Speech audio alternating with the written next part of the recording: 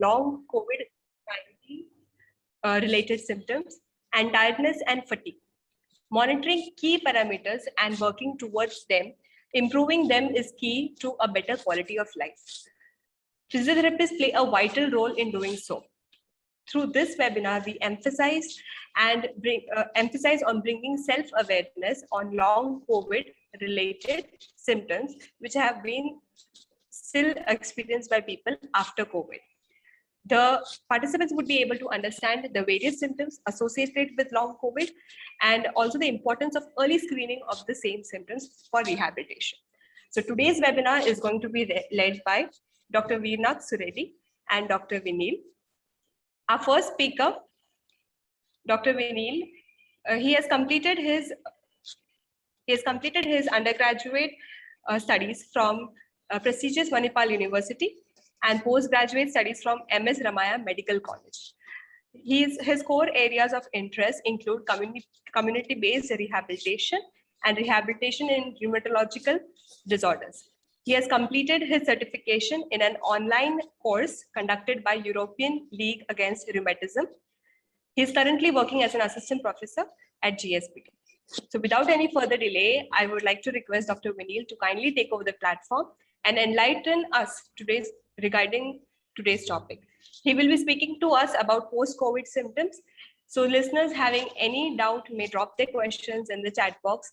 And at the end of the session, our speakers will be addressing those questions as the time permits. So over to you, Dr. Vinil.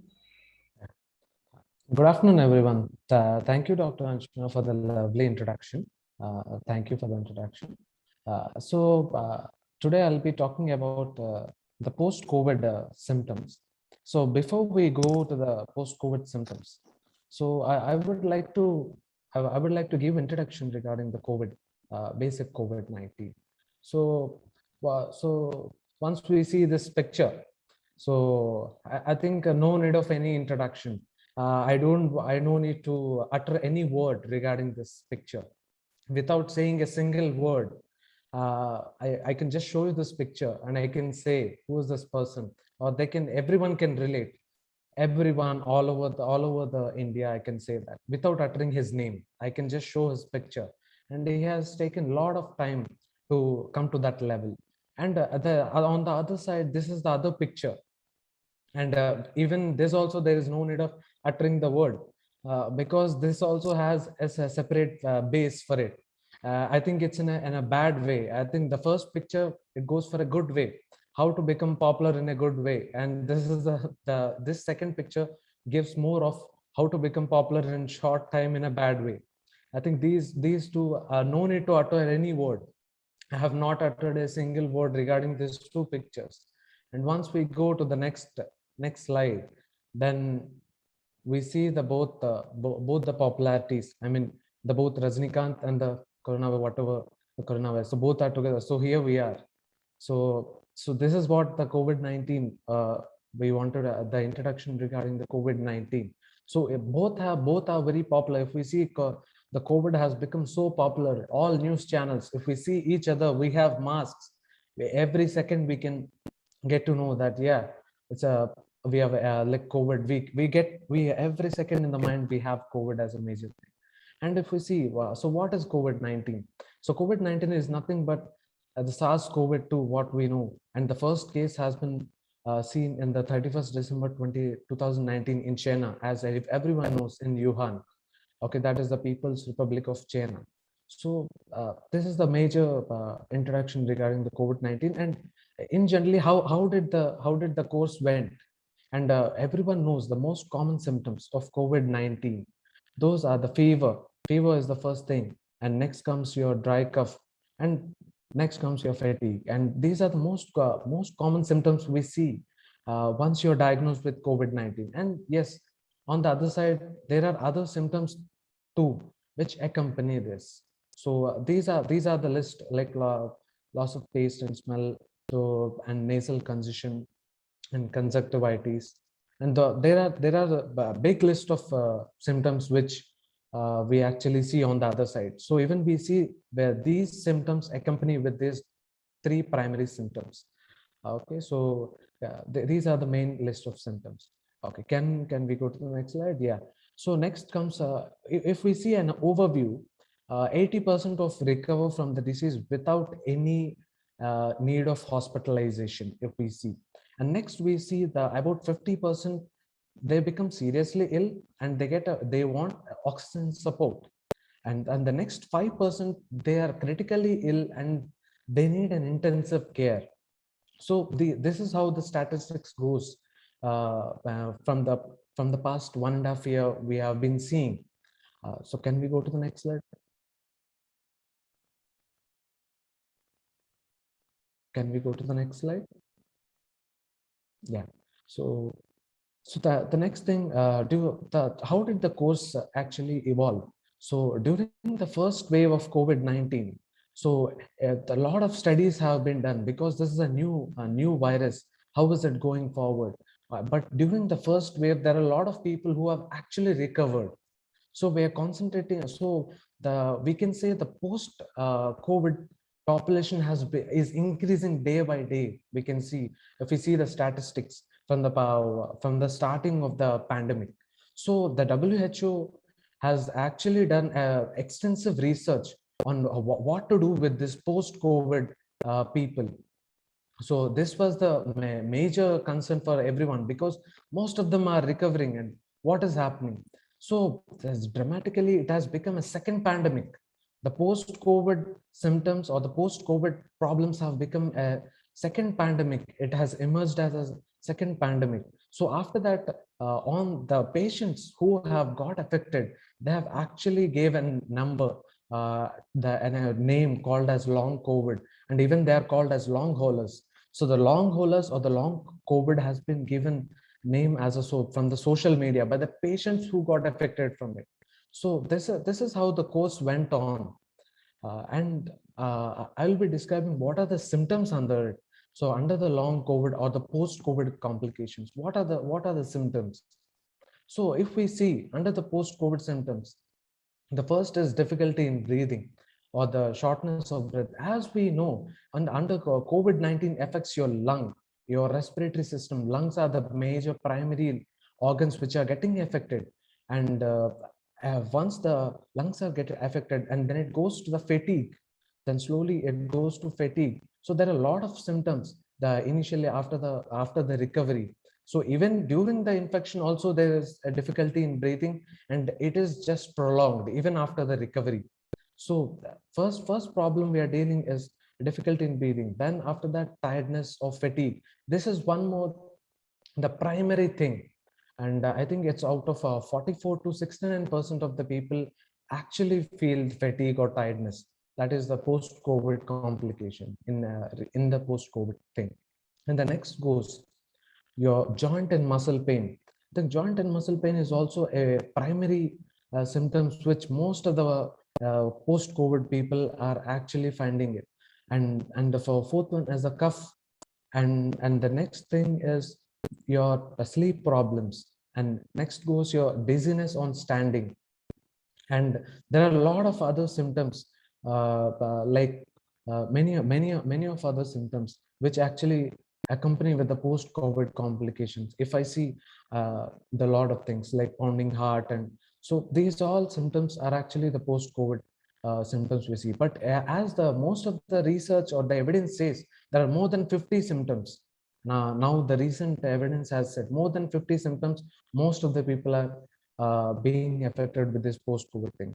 And I wanted to stress more on what a physiotherapist actually can deal with. So if we see the difficulty in breathing, and tiredness or fatigue, joint muscle or the pain, and cough, and the sleep problems, and the dizziness on standing. So I think what are the highlighted things? These are the things which physiotherapist can manage non-pharmacologically, and we can give some strategies to actually get affected. And if we see this long COVID reports and a plethora of symptoms, and there we have seen an overview.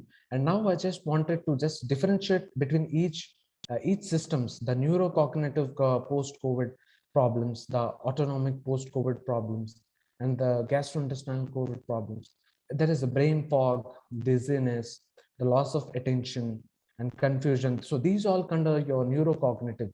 And the autonomic is nothing but your body acts against you. So that is called autonomic and post-COVID problem. That is a chest pain, tachycardia, and the palpitations. These all come under your autonomic post-COVID problems. The next comes your gastrointestinal, the diarrhea, abdominal, and vomiting. So these all come under your gastrointestinal post-COVID problems. And can you go for the next slide, please?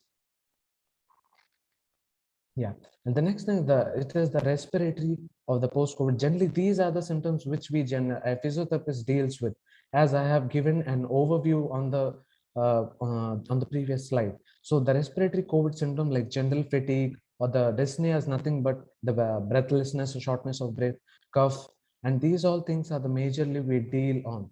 And even the psychological related COVID problems like post-traumatic stress disorder, anxiety, depression, insomnia. So these all come under your psychological related post-COVID problems. So these are the set of problems which we actually see. And next is another important thing, which musculoskeletal region. I think physiotherapists deal with those things. And the myalgias, like myalgias is nothing but your muscle pain, and arthralgias are your joint pains. So these are the main things which a physiotherapist actually concentrate. And also the other manifestations we see as and other angustia, anosmia, and skin rashes. These are the other accompanying symptoms also, along with these specific organs affected. The next, please. So I wanted to concentrate on fatigue because the recent evidence has given that 44 to 69.6% of the people actually suffer with post-COVID fatigue. So that is the reason, as I consider this as a primary symptom, and even the evidence says this is the primary symptom most of the post-COVID people are having. So fatigue is recognized as one of the common things. So today I wanted to just give an overview on why this fatigue happens and how can we deal with these things. So if we see the task dependency, or the types of cognitive or the motor task. So this is the first thing. So the fatigue can be from anything. It can be the task you wanted to do or the environmental dependency. For example, if I say the patient has to go to the washroom or something, and then the task he wants to do, and how is the environment. So even if the environment is too humid or the temperature is too much, and at the same time the other section we go, that is the physical and mental capacity. So these three things are the conditional dependencies, because of the person, what does the person want to do, and how is the atmosphere, and what other problems do the person have.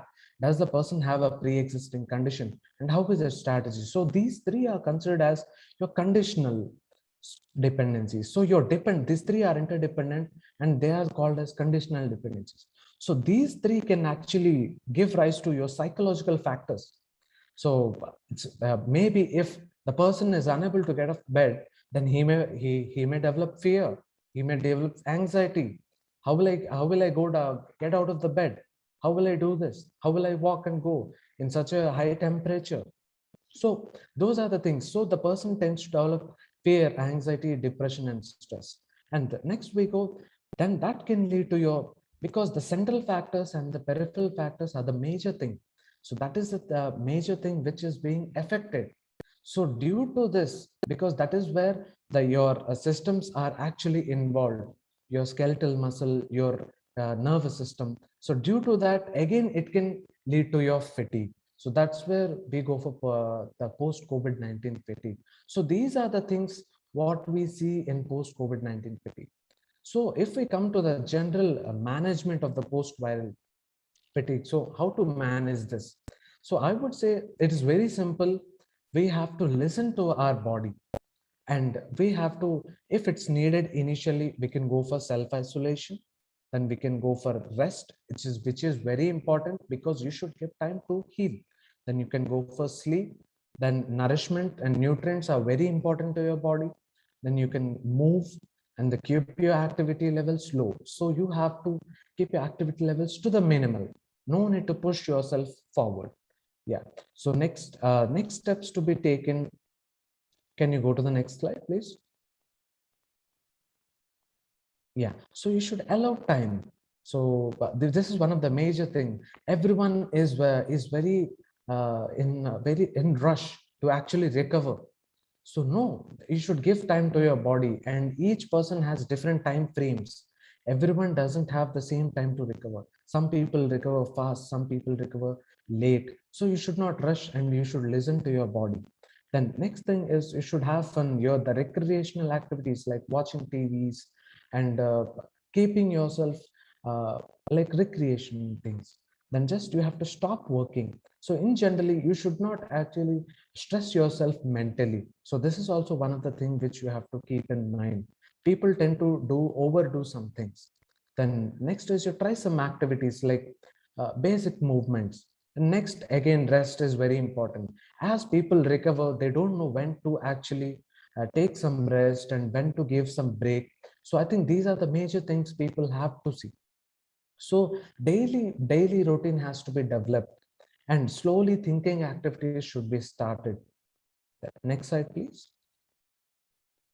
Yeah, then slowly increase the activity levels. As we started some activities in the previous step, then we should go for work and then have the recreational activities. So to further actually to increase your functional capacity, or to increase your levels, to push yourself forward, it's always better to take an tailored made treatment strategy from a physiotherapist.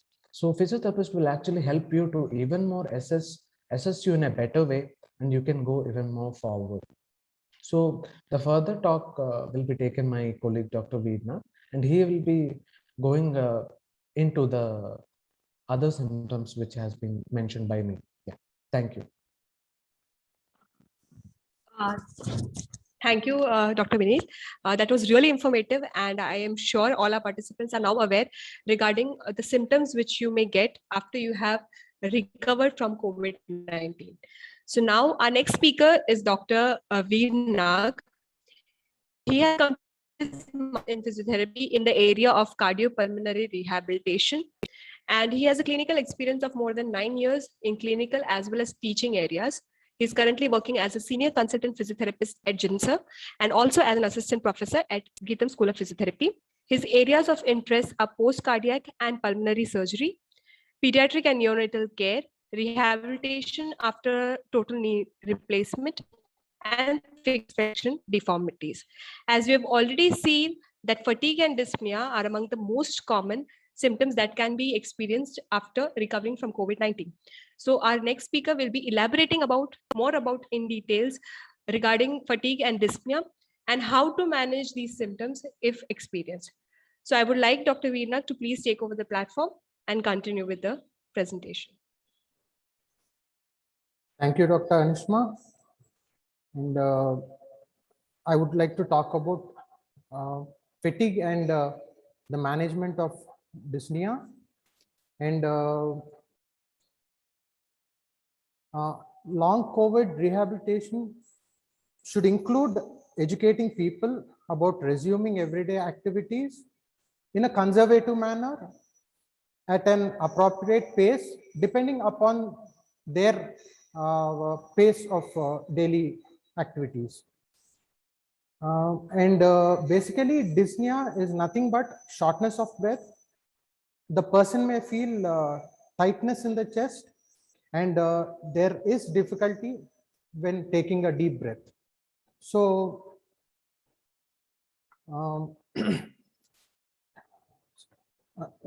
we do have two types of dyspnea, that is dyspnea at rest, which is seen in the acute stage of COVID, and the other one is exertional dyspnea, that is when a person is subjected to any physical activity. Next slide, please.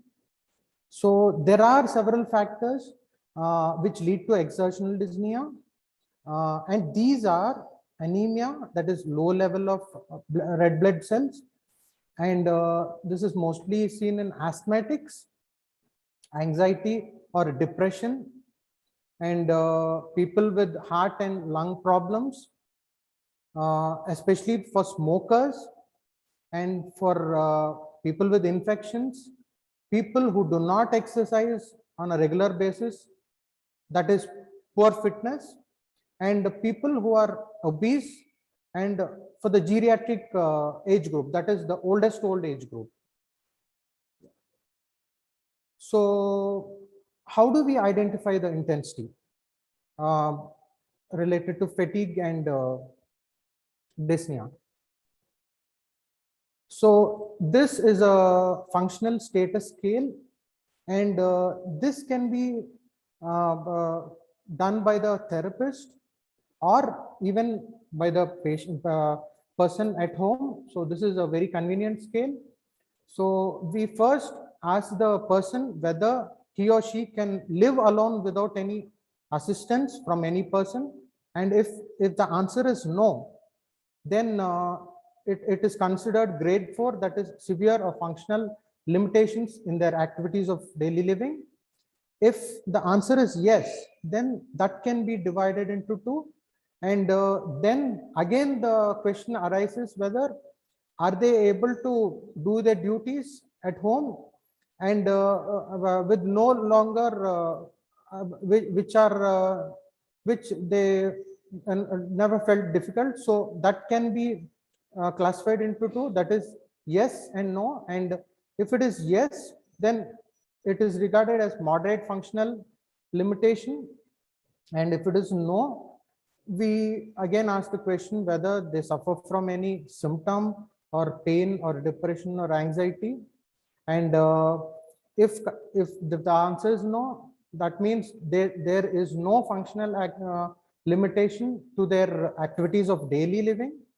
And if at all the answer is yes, the final question is, do you need to avoid or reduce duties or spread these over the time? So depending upon that, either it is grade 1 or grade 2, or yeah.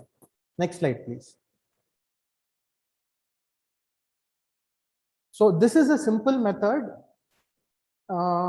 This is a scale to perceive the rate of exertion, and this is primarily, it can be used for children and old age people who cannot express by words. Recognizing their facial expression, we can sort out what kind of grade we can give them. And examples of activities are self-care activities, daily commuting to offices or wherever, domestic chores, and structured physical activity. So depending upon the severity of dyspnea, we can rate them. Yeah. Next slide.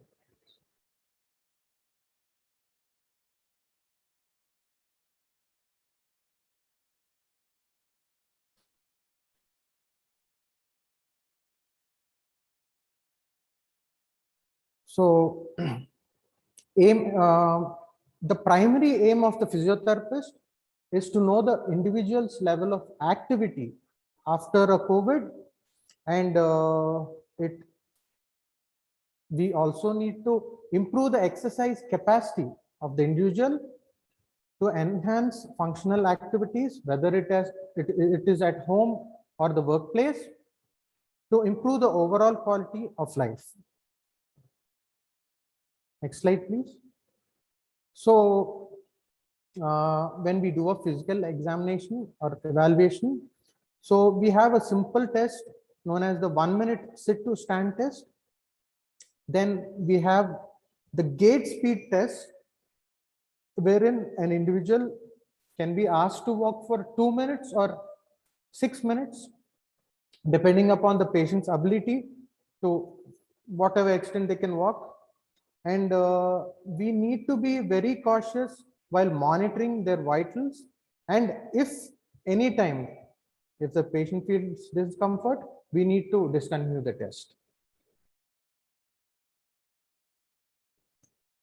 So physical activity, including exercise prescription in long COVID, should only be approached with caution and vigilance. This is to ensure Rehabilitation programs are restorative and do not make the individual symptoms worse, both during and in the days to come.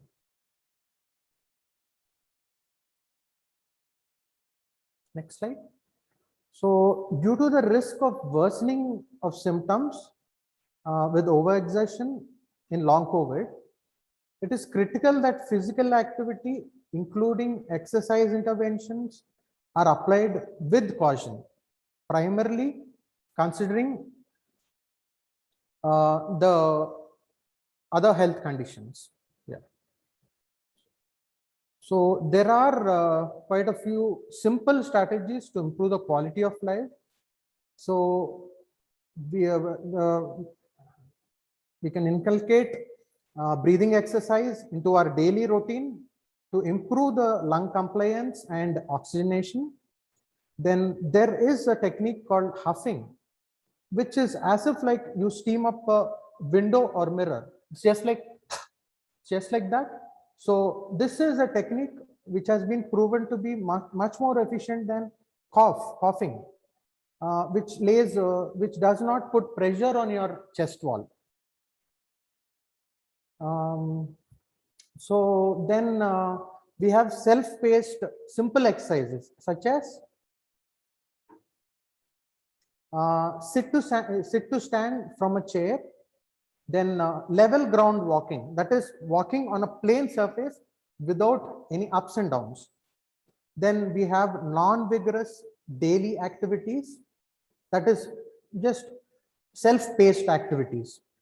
Then we have stair climbing, which can be suggested under supervision. And we definitely, the dietitian plays a vital role by prescribing good diet and foods which are rich in antioxidants, and definitely good, they need to consume more of water to maintain their hydration. And activity pacing is the crux for comfortable recovery. Thank you. Thank you, sir. So now, without any ado, I would request all our participants, now that you know all the symptoms regarding post-COVID, which we can experience after recovering from COVID, and how to deal with it, the basic simple steps, and how to reach to a physiotherapist when required. So now I would ask you all to please, any queries or doubts you have, please post it in the chat box. And for the Q&A session, I would like to ask Dr. Harshvardhan to please take over.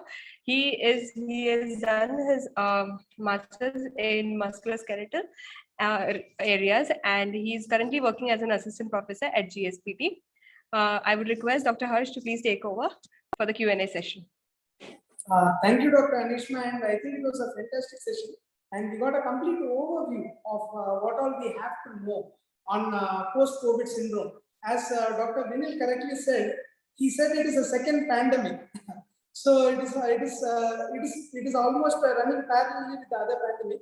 So we are having the third wave, and we can expect the other waves of these pandemic. That is the second pandemic also to come over. I request all the participants to keep dropping your questions, and I think we'll get those answered by our panelists who are here. Firstly, so the first question was posted in the chat box, right? So like the question is posted by Mr. Sriram.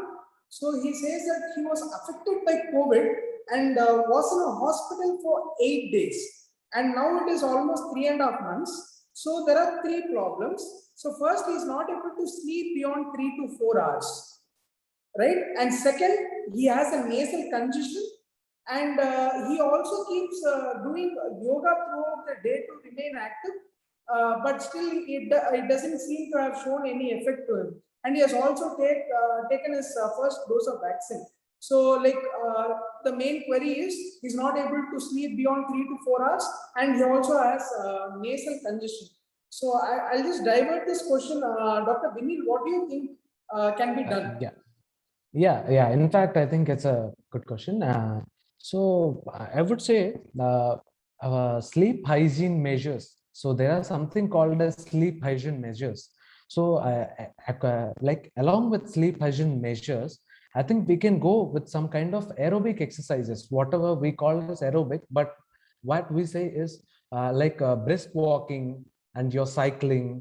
And these actually tend to increase your good endorphins and enkephalins. So I think that actually helps you to sleep more and to uplift your mood also, as we see. So I think following a good sleep hygiene measures and having a good aerobic activity of exercises, that should be fine with, and I think he can actually regain his sleep. And if actually it is a tailored made thing, so even if they consult a physiotherapist, I think even more he can help them. Right. Thank you, Dr. Vinil. So, Mr. Sriram, like I think you have to focus more on your aerobic activities, and since we are not sure on what sort of yoga you're doing, Yes, yoga exactly. also contains aerobic activity, but we're not sure on what sort of yoga you're doing, and we'll have to work on getting that heart rate up, right? Yes, And exactly. as Dr. Vinil correctly said, and we have to also work on a tailor-made treatment protocol. And thank you for your question. And we'll just go to the next one. So, there is an anonymous attendee who has asked, post-COVID hair fall is also a symptom. Yeah, I think I'll take over this. Yeah, post-COVID hair fall is a symptom. I think Times of India did a piece last month, maybe late last month on this. And Yes, even, yes. yes, and even there was an article given by the American Academy of Dermatology Association. So, so hair fall is not a symptom specific for COVID. You have this problem after every fever, right? So, and it is quite prevalent after fevers. It usually starts 3 months after fever, and it can go for up to 6 to 9 months. And people we are not sure why this occurs. And stress is a very big contributable factor. And I think we'll have to work on the stress to reduce that. And I think a dermat would be a better Yes, person than yes. someone. Yes, yes, Right? yes. And we'll go to the next question. Here is a professor. He's working at Geetham, and he was affected on COVID on 28/4/21, right? So now he's tested negative for COVID, but he has bad smell. He's not able to bear this pungent smell which comes from the non-veg or eggs, and he's not able to even taste them properly, and even the onion or corn smell, right? So he's not able to differentiate between those. So his sense of smell is affected, and he's intolerant towards more pungent smells. Like while cooking rice, he's not comfortable with it. What are the strategies we can do to cope from them? Let me direct this question, Veernag sir. Can you just pitch in this? Yes. So this is a quite a common symptom. Even initially, when a person is affected, this symptom is there, and it does last for a couple of weeks. And during the recovery process, I think it's a bit better. So for this, I would suggest consulting a ENT specialist. So we do have a very good team in our hospital, and please do visit us. Thank you. Right. As Dr. Veernag said, we have a very good ENT team, and please do consult them, sir. I think they'll be able to help you out in that regard. And there is one more question which has come in. So, someone who hasn't been affected by COVID, but still they have breathlessness and anxiety, and they don't feel good about themselves, and they feel that they're going to get seriously ill, and they're not doing much of fitness related activities. So in this COVID related time, so I think the stress is really high, and what do we do to target that? I know it is a very broad question, and I think we alone are not the people to answer that, but I think we can give our view on how we are going to address these things, breathlessness, anxiety, and also feeling that they're going to become worse. Dr. Vinil, can you pitch in? Yeah, sure. So if we see not only COVID, I think to protect from COVID, everyone is staying indoors. So everyone is staying indoors for a very long time because during the lockdown period and all. I think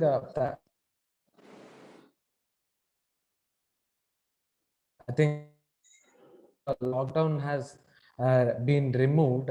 Everyone started going out on a larger groups. And there is something, I think recently there was a term called as revenge travel also.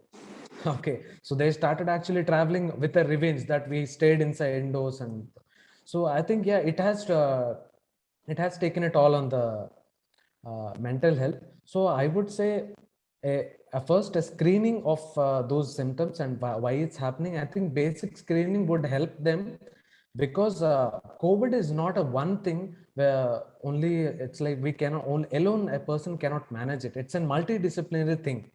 I think along with the physiotherapist, we actually include so many other specialists, and it's a teamwork. So once it is done as a teamwork, I think we can give the patient the best treatment ever. So I think once he comes for the screening, I think we can guide him to a better channel. That's what I feel. Right. And I think we are going to have a camp shortly, and announcement will be done on that. Yes, and yes. you will be getting to know more on how to reach us. And many people have been asking us on the chat box on how to reach us. We'll let you know shortly. And keeping that aside, sir, there are a lot of questions which are coming up on what is huffing and how do we do it properly. Like, can you please explain again and demonstrate how to do huffing? Veernag sir, I think it's a really good, exercise, and can you please demonstrate it again for us? Sure. So huffing is basically a maneuver which involves pushing out the sputum, or in common terms, it's called the phlegm. Okay. So when that is obstructing your airway or when it is irritating your throat, so this is an easy maneuver, and this does not put any pressure on your anterior, on your chest wall, which coughing does. So this is very simple.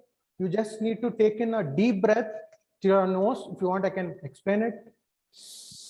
Take in a deep breath, hold it for 2 to 3 seconds. Okay.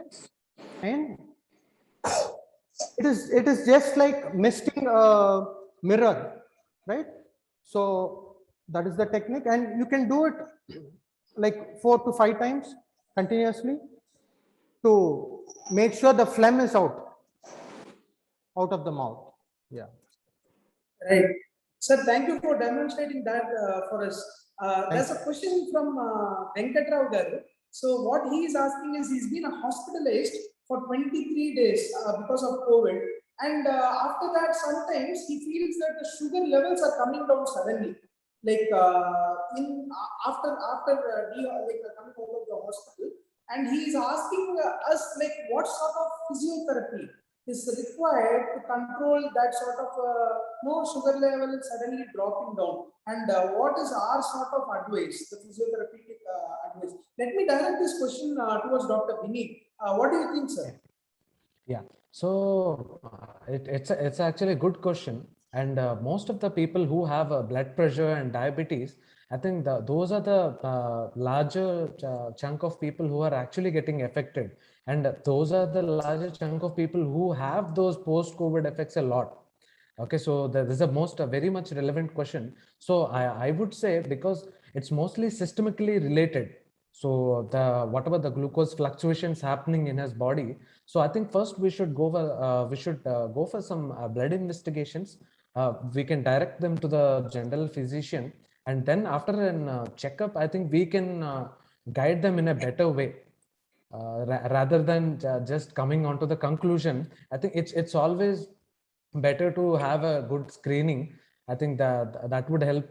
It's better if they visit us. I think what Dr. Vinil said makes 100% sense. So what you had told is about your symptom, what you're feeling, but we'll have to know what is actually happening inside. So I think the relevant test would be given to you by a general physician, and using that information along with the medical line of treatment, we'll give you exercise and a proper dosage which would aid to whatever medications that you're going to get, and that is going to give you a holistic approach. And yes, thank you, Dr. Vinil, for that. It was an excellent explanation. And there was one more anonymous user who had asked us, like, he has gone through an open heart surgery. This was 1 year ago, and he got affected by COVID a few months ago. And he is asking us, how can we help him improve his functional status? I think both of you can pitch in, sir. This is a really good question. I think we can get perspectives from both of you. Firstly, we'll go with Veernag, sir. Yes, sir. Fine. So it's been 1 year that he's undergone the surgery. So I would suggest post-COVID, as I've already mentioned about the huffing maneuver, this should be done rather than coughing, and they need to follow a few things, like something like not drinking cold water, not consuming anything cold, either lukewarm water would be better, and because cold items and cold water that stimulates the cough, it enhances the cough, so to be careful. And as I told earlier, cough lays more pressure on the chest, and being a post-cardiac, post-surgery patient, you should be careful. And I would suggest a chest splint. It is just a belt sort of thing. So that can be applied, I mean, that can be used on a daily regular basis. And if at all, in any circumstances, if he gets a cough, it is better to splint your chest in this way before you cough or something. So it is a better option. And I would suggest, why not you come here so that we would give you a proper exercise protocol, and we would guide you in the rightest way. Right. Thank you, sir. I think everybody here are giving their part, and they say we are a part of a holistic team, which we are, and you have to get inputs from various professionals to get a complete treatment, and we are giving you our perspectives, and we'll get Dr. Vinil's perspective also. Yes, Dr. So as he said, he has been open heart surgery has been done. So I think any patient, I think before we go forward, I think first we should see where he stands, and what is his actual his physical fitness or his daily activity, where does he stand. So I think in that way, we should first screen and assess the patient. So for that, he has to come to us. So that is one of the major things. So first, when we know where he stands, I think then accordingly we can plan his program. As we said, the tailored program, whatever. So I think it's better if we see because the individual changes, right? So each individual changes how they react to each problem. So I think better if he visits us. Right. So, and thank you, Dr. Vinil, for that. And any insights into black fungus? Of course. Yeah. So black fungus is nothing but it's a kind of fungus. I mean, it's a fungus, as we know. So there are different kind of funguses, but mainly why the black fungus has come into the picture, because majorly it is because of the usage of steroids. If we see in our daily basis, if we encounter with the fungus, and we have fungus even on our body also.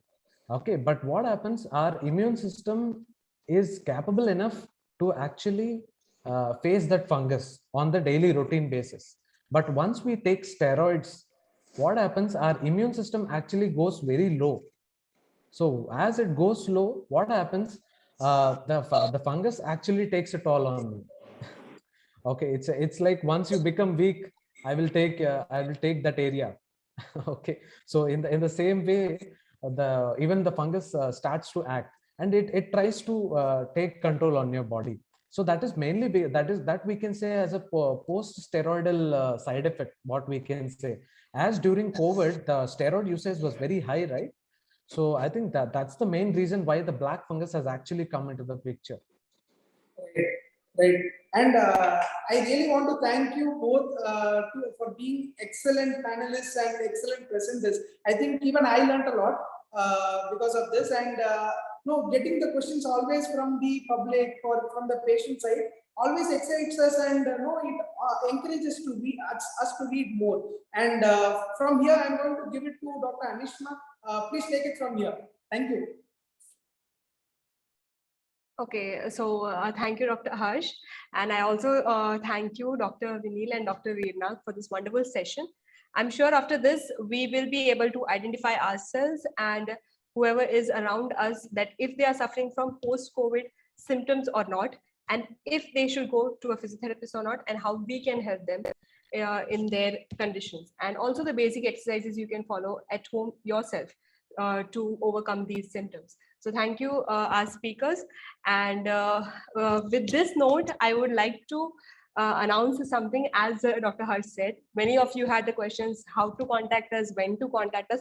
So I think if you're suffering from a post-COVID symptom, or you are facing any difficulties after recovery from COVID-19, this is an excellent opportunity for you. So GSPT, Geetham School of Physiotherapy, is proud to announce a free health camp observing the theme of World WCPT this year, that is long COVID and physiotherapy. The camp is Road to Recovery post COVID-19 through physiotherapy. So it will be organized on the days of 6th, 7th, and 8th of September this year, 2021. It will be available from 6th and 7th. And the timings are 9 to 4 p.m. and in the morning 9 a.m. to 4 p.m. And on the 8th, it is starting from 9 right to 1 p.m. at Jimsar Hospital, Visakhapatnam. But I would like to inform this, the camp will be only accessible to people who have recovered from COVID before June 2021. So kindly take care of that. In this camp, it will include the following things, that is screening for long COVID-19 symptoms like breathing difficulty or fatigue or lethargy or tiredness. Also an assessment of your health parameters limiting your independence or physical performance will be done, that is affected after post-COVID.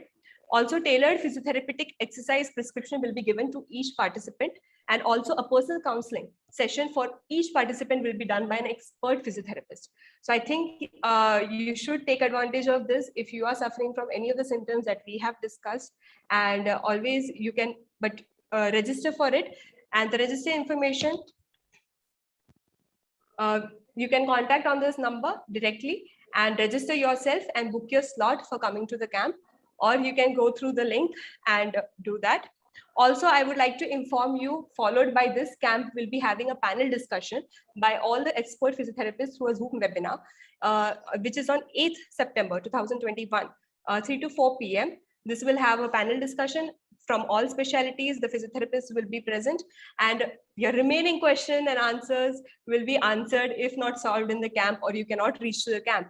It can be further solved, and it will be purely an opportunity for you guys to participate directly with our speakers and our expert physiotherapists and get your doubts solved. So I hope many of you will be registering. Thank you.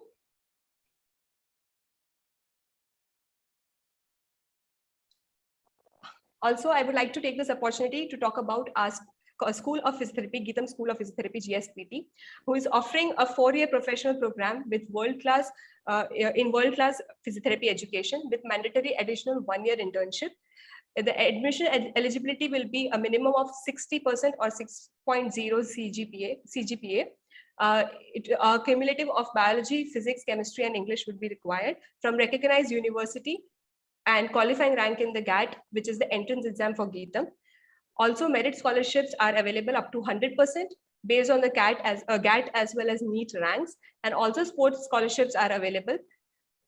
Also, so now I would like to end our session as we come to the end to thank once again our speaker, Dr. Vinil, and Dr. Veernag to give us such an useful information regarding post-COVID symptoms and to enlighten us how to handle or tackle them.